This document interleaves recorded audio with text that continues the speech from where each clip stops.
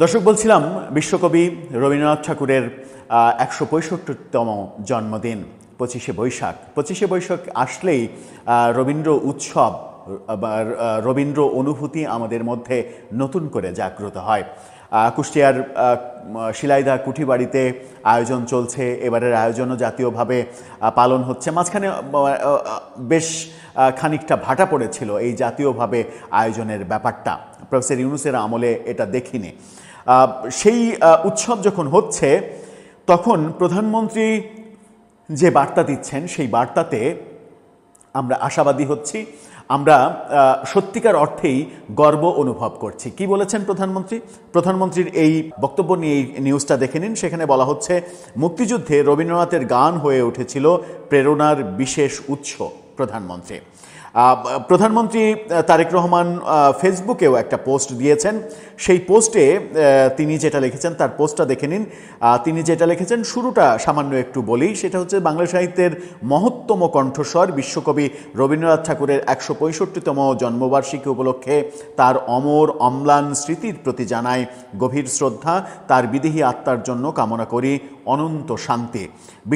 বিশ্ব শান্তি ও মানব কল্যাণই ছিল তার অবিনাশী সৃজনশীলতার মূল অন্বেষা। এভাবেই তিনি শুরু করেছেন লেখাটা মানে বেশ ভালো লেগেছে লেখাটা। কিন্তু তার চাইতেও অনেক বেশি ভালো লেগেছে এনসিপির আহ্বায়ক নাহিদ ইসলামের লেখা। নাহিদ ইসলাম যে লেখাটা ফেসবুকে দিয়েছেন সেটা ব্যক্তিগতভাবে আমাকে মুগ্ধ করেছে, এবং মুগ্ধ এমনভাবে করেছে যে নাহিদ ইসলামের অনুসারী যারা, নাহিদ ইসলাম কিংবা নাহিদ ইসলামের দলেরই অনেকে রয়েছেন যারা বিগত ১.৫-২ বছর ধরে রবীন্দ্র বিরোধী ন্যারেটিভ এবং রবীন্দ্রনাথ ঠাকুরকে মানে অবহেলা, অবজ্ঞা, নাস্তানুবুদ করা, তাকে ছোট করা, তাকে বিতর্কিত করার যে প্রয়াসগুলো তারা করেছে, সেই ব্যাপারে নাহিদ ইসলামকে কখনোই কোনো প্রতিবাদী কথা বলতে শোনা যায়নি। কিন্তু তারপরেও আশার যে খবর সেটা হচ্ছে যে নাহিদ ইসলাম রবীন্দ্রনাথ ঠাকুরের জন্মদিনে যে লেখাটি লিখলেন সেটা যদি সত্যিই তার মনের কথা হয় তাহলে একটা পরিবর্তন আমরা আশা করতেই পারি। তার পোস্টটা দেখে নিন। তিনি বলছেন, এশিয়ার প্রথম নোবেল জয়ী এবং বাংলা সাহিত্য সংস্কৃতির বিশ্বজনীন রূপকার কবিগুরু রবীন্দ্রনাথ ঠাকুরের ১৬৫তম জন্মবার্ষিকীতে তার প্রতি জানাই গভীর শ্রদ্ধা। রবীন্দ্রনাথ ঠাকুর একাধারে ঔপন্যাসিক, কবি, সঙ্গীতস্রষ্টা, কণ্ঠশিল্পী, অভিনেতা, চিত্রকর ও দার্শনিক হিসেবে বিশ্বজুড়ে তার বিরল প্রতিভার স্বাক্ষর রেখেছেন। বাঙালির আত্মপরিচয়, মানবিকতা, সাংস্কৃতিক স্বাতন্ত্র্যকে তিনি বিশ্ব দরবারে মর্যাদার আসনে প্রতিষ্ঠিত করেছেন। তার সাহিত্য সৃষ্টিকর্মে যেমন মানুষের মুক্তি, মানব মর্যাদা ও আত্মজাগরণের আহ্বান উচ্চারিত হয়েছে, তেমনি তিনি সমাজের কুসংস্কার, গোঁড়ামি ও স্থবিরতার বিরুদ্ধেও ছিলেন উচ্চকণ্ঠ। জ্ঞান, সংস্কৃতি, মুক্তচিন্তার বিকাশের মধ্য দিয়ে তিনি জাতির অগ্রগতির দিশা খুঁজেছেন। বাংলার প্রকৃতি, মানুষের আবেগ, প্রেম, বেদনা ও দেশাত্মবোধ তার সুর ও বাণীতে অনন্য সৌন্দর্যে মূর্ত হয়ে উঠেছে। তার অবিনাশী সৃষ্টি ১৯৭১ সালে আমাদের মহান মুক্তি সংগ্রামে গভীর প্রেরণা জুগিয়েছে। আমি শুধুমাত্র এই একটি বাক্যের জন্যই নাহিদ ইসলামকে মানে গর্বের সঙ্গে ধন্যবাদ জানাতে চাই যে এই অসাধারণ যে বাস্তবতা উপলব্ধি করা এবং স্বীকারোক্তির যে ব্যাপারটা সেটা তিনি করতে পেরেছেন। তার এবং তাদের পক্ষের যে সাম্প্রদায়িক মানে আস্ফালন, সেই আস্ফালনকে রীতিমতো বৃদ্ধাঙ্গুলি দেখিয়ে তিনি যে এই লেখাটা লিখতে পেরেছেন সেটা একটা অসাধারণ ব্যাপার। তিনি শেষটা লিখেছেন, বাংলায় শিক্ষার আলো ছড়াতেও তিনি নিরলস কাজ করে গেছেন। তার প্রতিষ্ঠিত শান্তিনিকেতন আজও সেই মহৎ প্রচেষ্টার সাক্ষী হয়ে আছে। ১৬৫তম জন্মবার্ষিকীতে বিশ্বকবির আত্মার শান্তি কামনা করছে। অসাধারণ লেখা। এই অসাম্প্রদায়িক রাজনীতিটা যদি এনসিপি সত্যিই করতে পারত তাহলে কি দারুণ একটা ব্যাপারই না হতে পারত। অথচ যেটা হচ্ছে সেটা হচ্ছে যে তারই নেতা, তারই দলের এমপি হান্নান মাসুদ দুদিন আগেই কি ভয়ঙ্কর কথা বলেছেন। তিনি বলেছেন, এই নিউজের ফটোকার্ডটা দেখে নিন। তিনি বলছেন, রবীন্দ্রনাথ ঠাকুর ব্রিটিশদের খুশি করে নোবেল পেয়েছে। রবীন্দ্রনাথ ঠাকুর ব্রিটিশদের চামচামি করে, চাটুকারিতা করে, তোষণ করে নোবেল প্রাইজ অর্জন করেছেন। এই ধরনের ভয়ানক, অপমানজনক কথা হান্নান মাসুদ বলেছেন। হান্নান মাসুদরা বাংলাদেশে জঙ্গি মতাদর্শের যে সাপোর্টগুলো করে যাচ্ছেন এবং এই ধরনের ন্যারেটিভ তৈরি করে রবীন্দ্রনাথ ঠাকুরকে ছোট করার যে নিয়মিত প্রয়াস চালিয়ে যাচ্ছেন, এই ধারা নাহিদ ইসলামকে বন্ধ করতে হবে।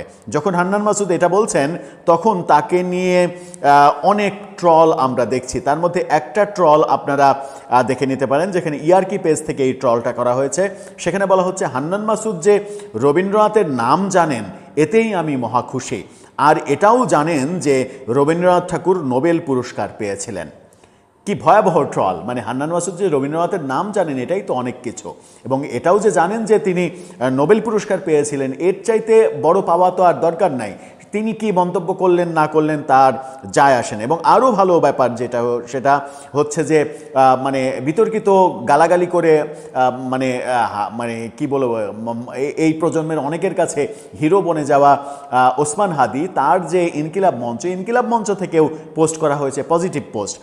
তাদের পোস্টটা দেখে নিন। সেখানে রবীন্দ্রনাথ ঠাকুরের একটা কবিতার কয়েকটি লাইন উদ্ধৃত করে জন্মবার্ষিকীর শুভেচ্ছা জানানো হয়েছে, যেটা অনেকটা অপ্রত্যাশিত। এই অপ্রত্যাশিত ঘটনা যখন ঘটছে তখন আবার মানে সামাজিক যোগাযোগ মাধ্যমে এই ধরনের ফটোকার্ডও প্রচার করা হচ্ছে, যেটা খুবই প্রাসঙ্গিক। এই ফটোকার্ডটা দেখে নিন। সেখানে বলা হচ্ছে, ছায়ানটে হামলা করে তানপুরা ভেঙে বা গীতাঞ্জলি পুড়িয়ে রবীন্দ্রনাথকে খুন করতে পারবে না তুমি হে ঘাতক। অর্থাৎ কদিন আগেই মানে এই বিভিন্ন সাম্প্রদায়িক গোষ্ঠী, এই নাহিদ ইসলামরা যে রাজনৈতিক দলের সঙ্গে জোট করেছেন, সেই রাজনৈতিক দলের ছাত্র সংগঠনের নেতারা, বিশেষ করে জাহাঙ্গীরনগরের নেতা, রাজশাহী বিশ্ববিদ্যালয়ের নেতা, তারা যে প্রকাশ্যে ফেসবুকে পোস্ট দিয়েছিলেন, ভিডিও বার্তা দিয়েছিলেন যে ছায়ানট উদিচি গুড়িয়ে দিতে হবে, প্রথম আলো, ডেইলি স্টার গুড়িয়ে দিতে হবে। এই যে ছায়ানট গুড়িয়ে দেয়া, ছায়ানটের ঐতিহ্য ধ্বংস করে দেয়া, এই যে ঘোষণা, এবং এই ঘোষণার পরে ছায়ানট পুড়িয়ে দেওয়া হয়েছিল, গীতাঞ্জলি পুড়িয়ে দেওয়া হয়েছিল, হারমোনিয়াম তানপুরা ভেঙে পুড়িয়ে দেওয়া হয়েছিল।